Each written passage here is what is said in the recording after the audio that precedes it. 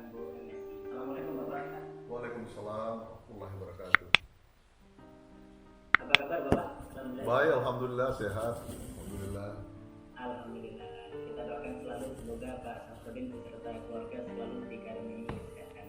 Selanjutnya kegiatan kita pada sore ini Pak, yaitu pesantren Ramadan online PPI Dunia 2020 atau yang disingkat Pro PPID 2020. Selain kajian online, kami juga menggelar pengajaran online, konser Ramadan, dan open donation. Untuk kajian online sendiri Bapak, selain bersama Bapak Safruddin, juga ada pembicara lain seperti Bapak Wakil Presiden Kiai Haji Ma'ruf Amin, pimpinan Pondok Gontor Kiai Haji Hasan Nasrullah Sahal, Bapak Din Samsudin, dan beberapa pembicara yang lainnya. Kemudian terkait open donation, kami sampaikan bahwasanya PPI Dunia membuka donasi yang nantinya akan kami salurkan untuk melawan penyebaran pandemi COVID-19 seperti halnya pengadaan APD dan sembako bagi mereka yang membutuhkan. Kami mengajak Sobat PPI Dunia dan seluruh peserta Pro PPID untuk berdonasi bisa dikirimkan ke rekening yang tertera di layar kaca Anda atau scan barcode yang tertera di layar kaca tersebut. Selanjutnya, pembicara kita sore ini adalah Bapak Komisaris Jenderal Polisi Purnawirawan Dr. Andes Safruddin Kambu MSI. Tentu kita semua sangat mengenal beliau. Beliau adalah Wakil Ketua Umum Dewan Masjid Indonesia yang juga pernah menjabat sebagai Wakil Kepala Kepolisian Republik Indonesia pada tahun 2016 hingga 2018 dan juga menjabat sebagai Menteri Pemberdayaan Aparatur Negara dan Reformasi Birokrasi pada tahun 2018 hingga 2019. Baik Bapak, kajian kita petang ini bertemakan masjid sebagai pusat peradaban. Tema ini berkaitan dengan peran dan fungsi masjid, juga pemanfaatannya sebagai madrasah, serta bagaimana menghidupkan masjid-masjid kita Bapak. Tentunya tidak terlepas dari situasi dan kondisi pandemi membuat kita tidak bisa berjamaah di masjid. Ada juga kaitan dengan fatwa yang mana umat muslim yang berada di zona merah untuk tidak memaksimalkan berjamaah di masjid. Pada nanti setelah paparan dari Bapak Safruddin juga akan ada tanya jawab di sesi akhir. Sebelum kita mulai kajian Pak, mari kita bersama membaca basmalah. Bismillahirrahmanirrahim. Alhamdulillah. Untuk mempersingkat waktu, langsung saja kepada Bapak Komjen Safruddin Kambu MSI. Waktu cepat kami lakukan. Bismillahirrahmanirrahim. Assalamualaikum warahmatullahi wabarakatuh. Waalaikumsalam warahmatullahi wabarakatuh. Alhamdulillah, bersyukurillah, kita bersyukur kehadirat Allah Subhanahu wa taala karena pada sore hari ini kita masih diberikan kekuatan, kesempatan dan kesehatan untuk kita semua, terutama kepada adik-adik sekalian, anak-anakku sekalian, para mahasiswa, mahasiswi, pelajar, pemuda Islam khususnya yang sedang menimba ilmu di luar negeri. Salawat dan salam kita sampaikan kepada baginda Rasulullah Muhammad SAW, manusia yang termulia, dan mudah-mudahan di akhir zaman kita selalu dan akan selalu mendapat syafaatnya. Adik-adik sekalian, anak sekalian, 3 minggu lalu dengan inisiatif saya tentu dan kawan-kawan PPI di Timur Tengah itu kita melaksanakan acara ini 3 minggu lalu. Itu 17 negara di Timur Tengah dan beberapa negara di Afrika Utara kita melaksanakan acara ini, yaitu khusus saya waktu itu menanyakan kondisi adik-adik sekalian yang ada di negara-negara yang sedang melaksanakan, khususnya negara-negara yang tertimpa musibah virus corona dan sudah melaksanakan lockdown. Dan satu-satu sudah menyampaikan ke saya waktu itu bagaimana kondisi yang dihadapi, terus apa saja kelebihan-kelebihan, tentu tidak sama pelayanannya, dan apa saja juga kekurangan-kekurangan yang dihadapi oleh anak-anak adik-adik sekalian di sana. Waktu itu sesuai janji saya sudah sampaikan kepada berbagai pihak, baik itu ke pemerintah melalui Menlu sudah menghubungi beberapa duta besar untuk memberikan respon kepada adik-adik sekalian, terutama yang mengalami lockdown dan susah untuk bergerak dan dalam keadaan yang sebagian kekurangan, sehingga dan beberapa juga saya sudah salurkan ke beberapa, baik itu jalur pemerintah maupun jalur-jalur lain, baik itu perorangan maupun institusi-institusi Islam, antara lain melalui Basnas dan Badan Pengelola Haji, dan alhamdulillah sudah direspon semua. Saya belum tahu, saya belum cek lagi satu-satu, terutama yang kemarin yang sudah diinventarisir masih dalam keadaan yang kekurangan, apakah sudah responnya sudah dirasakan atau sudah sampai. Jadi itulah, dan pada kesempatan yang baik ini saya tentu terima kasih kepada anak-anak sekalian, adik-adik sekalian yang sudah melaksanakan acara pro pengajian Ramadan online. Ini luar biasa, dan ini PPI-nya dunia, ya. Jadi sesuatu yang cukup menggerakkan dan bisa merespon tentu seluruh dunia. Kalau kemarin sebagian kawasan saja Timur Tengah, Afrika Utara, sekarang seluruh dunia bisa merespon ini, dan tentu apalagi disiarkan secara online dan bisa disaksikan oleh siapapun yang bisa masuk di channel ini. Nah, tentu responnya kita harapkan akan lebih baik, terutama hamba-hamba Allah yang berlebihan untuk bisa merespon ini. Adik-adik sekalian, kalau saya melihat judul yang diberikan kepada saya adalah masjid sebagai pusat peradaban. Kita ketahui bahwa masjid memang sejak didirikan masjid itu memang sudah merupakan sebuah pusat peradaban, bukan hanya sebagai pusat ibadah, ya, di satu sisi. Ya. Jadi kalau kita berbicara tentang peradaban, terutama peradaban Islam dan peradaban manusia, bahwa sepanjang sejarah peradaban manusia itu sangat paralel dengan sejarah peradaban Islam, dan tentu di dalamnya adalah sentral daripada peradaban itu adalah masjid. Kita ketahui, ya, kalau kita setback ke belakang, ketika Rasulullah Muhammad SAW berhijrah dari Makkah ke Madinah, setelah sampai di Madinah di tahun 1 Hijriah, yang pertama sekali didirikan adalah tempat ibadah, yaitu masjid yang kita kenal dengan Masjid Quba dan dilanjutkan dengan Masjid Nabawi. Nah, di sanalah pusat ibadah dan sekaligus pusat peradaban. Apa saja yang dilakukan, baik itu aspek-aspek yang menyangkut ukhuwah, hubungan antar manusia, hubungan antar umat Islam, hubungan antara muhajirin kaum Ansar, kemudian pusat ekonomi, pusat intelijen, strategi membangun negara, dan melahirkan panjang sekali empire Islam ataupun kekuatan dan kekuasaan Islam yang kita ketahui yang jumlahnya panjang sekali, yaitu paling tidak 1313 tahun namanya. Manakala kita mulai dari saya rinci di zaman Rasulullah 10 tahun memimpin empire Islam di Madinah.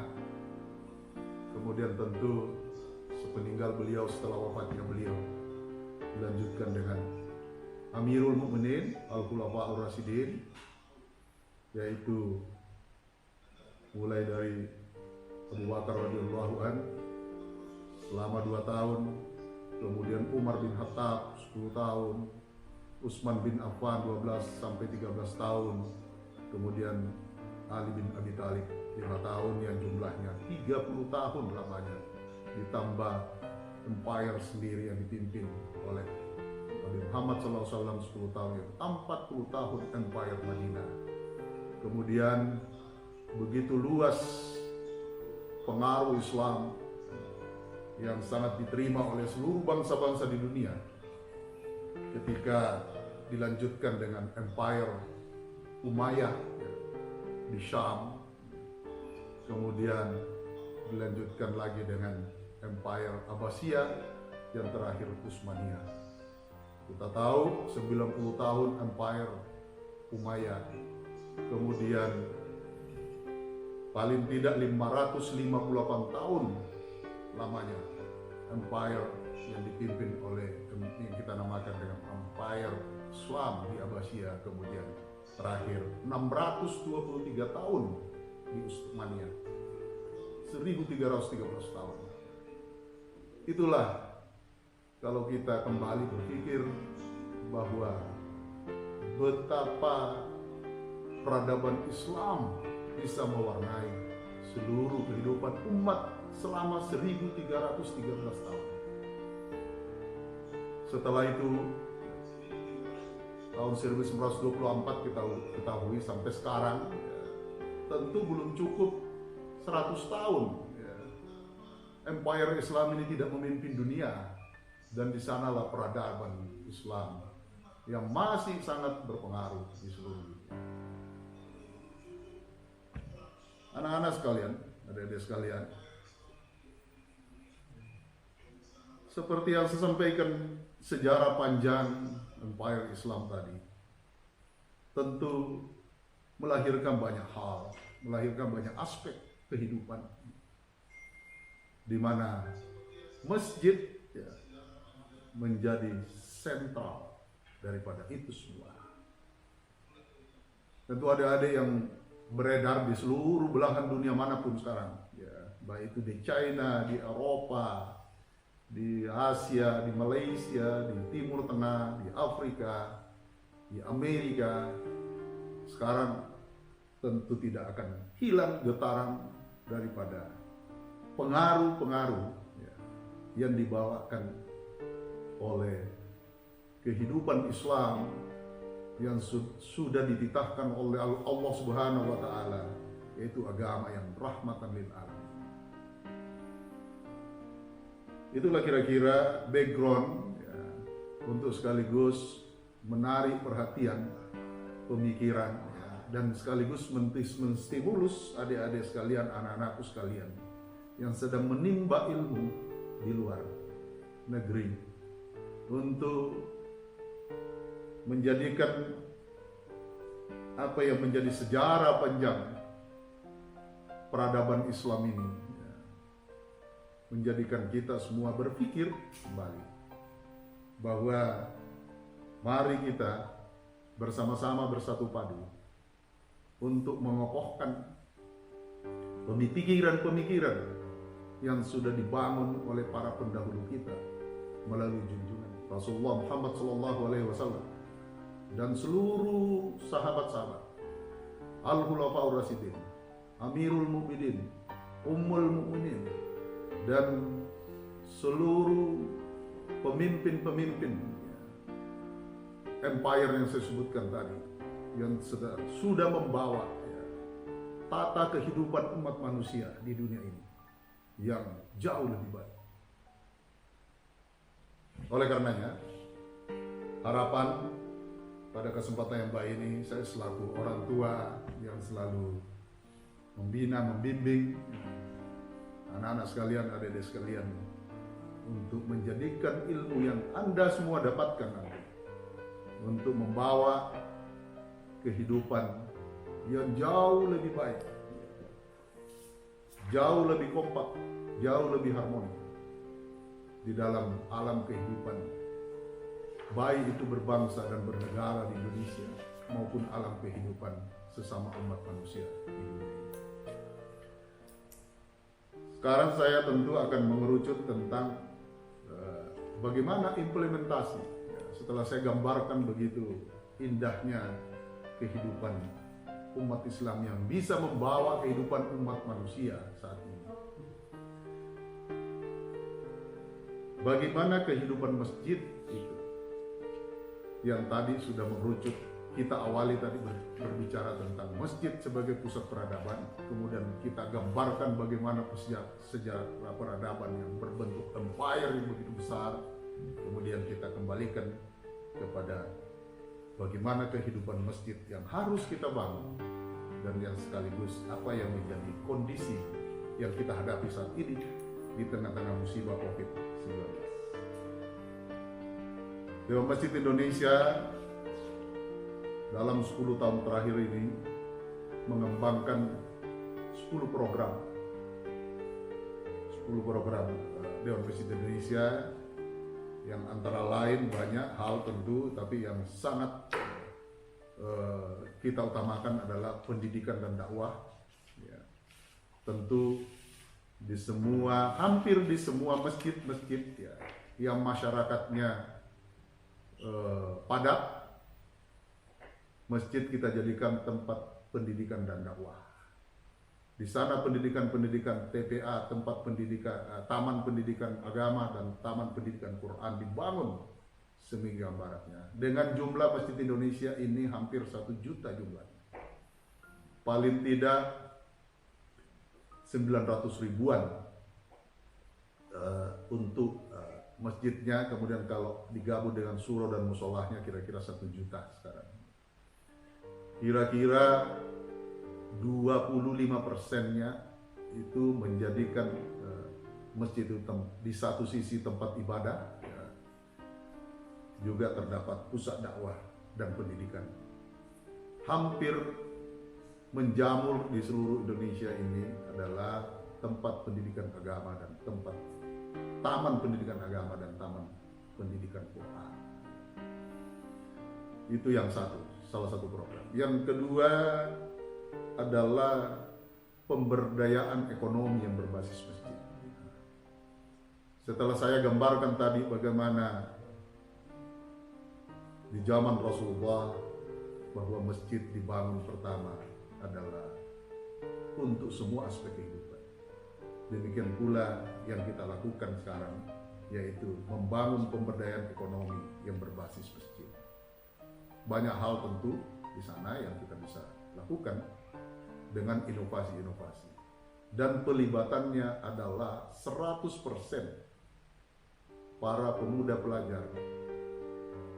pelajar Islam dan pemuda remaja masjid yang melaksanakannya.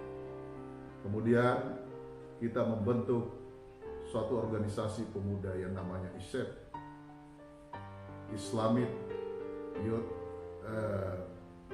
International, ISYF International,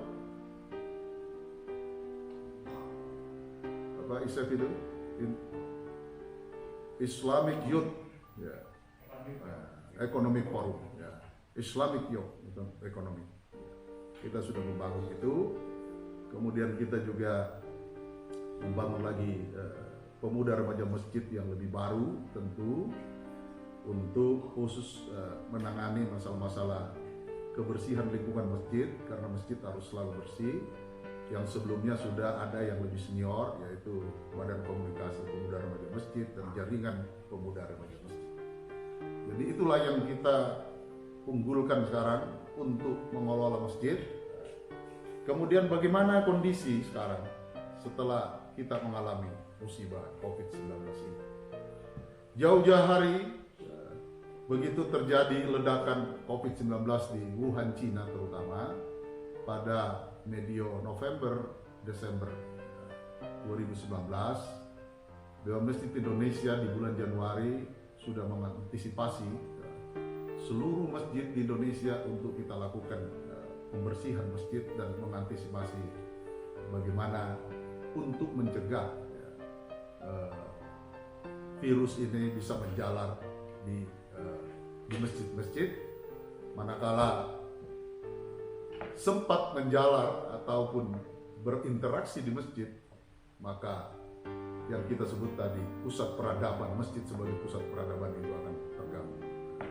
Sehingga alhamdulillah dengan antisipasi yang begitu cepat, daripada kita melakukan pembersihan, kita melakukan antisipasi, penyemprotan, tentu dibantu oleh semua pihak, semua masyarakat, pada para pemuda remaja yang selama ini berkecimpung mengurusi masjid-masjid, maka alhamdulillah bisa kita antisipasi dan masjid kita bisa menjadi bersih ya, dan tidak menjadi pusat epicentrum daripada, alhamdulillah, insya Allah ya, mudah-mudahan tidak terjadi.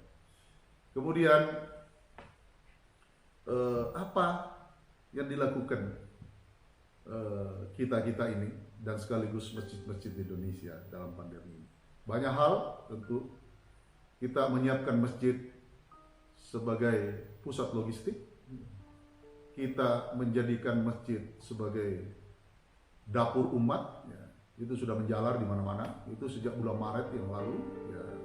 Kita mulai di Islamic Center Koja, Jakarta Utara, kemudian beberapa tempat logistik, dan kita sudah menyiapkan, kita sudah menyampaikan kepada seluruh takmir, seluruh DKM, seluruh marbot, seluruh pengurus wilayah sampai ke kecamatan dan desa-desa pengurus masjid, untuk dalam kondisi yang sangat mengkhawatirkan, masjid bisa dijadikan tempat penampungan, tempat pusat logistik, dan menjadikan apa saja yang dialami oleh seluruh masyarakat. Dan bukan saat ini saja dilakukan itu. Pada bencana-bencana alam banjir, dimanapun itu terjadi, di Jakarta, di Jawa Barat, bencana gempa bumi di Banten dan di Aceh, dimanapun, masjid selalu tampil sebagai pusat logistik dan sekaligus tempat-tempat implementasinya adalah dapur umum untuk melayani kehidupan masyarakat. Oleh karenanya, saya berpesan pada kesempatan yang baik ini kepada anak-anak sekalian, kepada adik-adik sekalian yang sedang menimba ilmu di luar. Sekembalinya Anda semua, mari kita menyatukan pikiran dan langkah untuk membangun, membesarkan peradaban Islam melalui masjid. Sentuh semua masjid itu.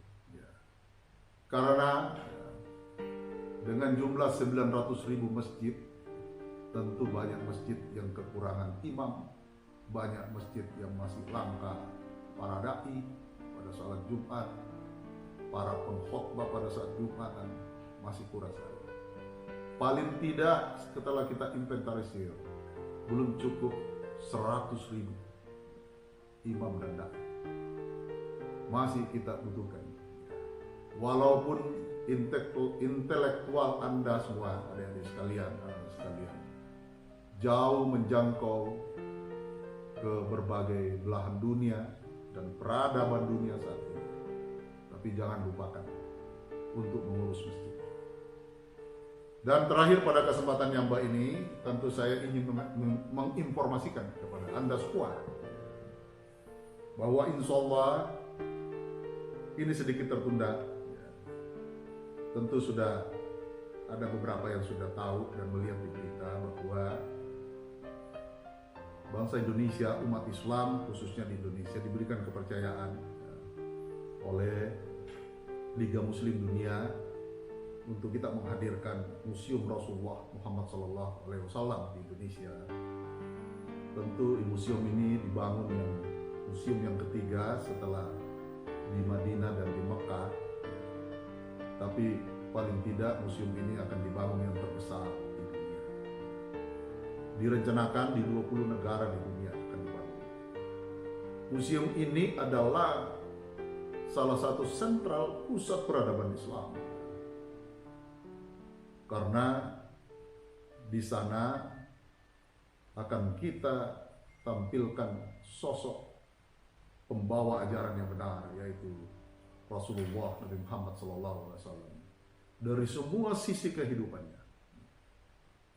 Dan insya Allah karena awalnya bulan 4 ini akan dimulai, tertunda 2 bulan, akan dimulai insya Allah pada bulan Juni yang akan datang setelah hari raya. Ini tentu kehadiran ini bukan hanya umat Islam Indonesia dan Liga Muslim Dunia. Yang kita tahu Liga Muslim Dunia itu terdiri daripada 80 negara Islam sebagai donatur yang mendonasi daripada kehidupan sosial umat Islam di seluruh dunia. Juga di advise oleh 20 mufti terkenal di dunia dan 20 menteri wakaf Islam, negara-negara Islam di seluruh dunia, ya, salah satunya Menteri Agama Republik Indonesia, tentu bagian daripada itu. Jadi kita harapkan ini bisa terwujud dan pusat peradaban Islam sebagai implementasi yang sesungguhnya, karena kita akan tampilkan sosok yang membawa ajaran Islam, dan mudah-mudahan adik-adik sekalian bisa menyebarluaskan ini semua ke seluruh dunia, dan insya Allah kita akan bangun serentak di 20 negara di dunia. Kira-kira yang sebagai penyampaian saya pada sore hari ini. Mudah-mudahan ini bermanfaat bagi kita sekalian, dan responnya ya, terutama kita harapkan dari masyarakat memberikan respon kepada anak-anak kita sekalian, adik-adik kita sekalian yang sedang menimba ilmu di seluruh dunia belahan dunia, yang sama-sama kita ketahui sedang kita menghadapi masalah musibah, yaitu COVID-19. Kemudian pada kesempatan ini kita bisa menyempatkan untuk bergotong royong, memberikan amal jariah yang kita miliki yang sedikit berlebih daripada orang lain, sehingga adik-adik kita, anak-anak kita bisa lanjut terus dan bisa sukses menimba ilmu di seluruh belahan dunia dan dimanapun mereka berada.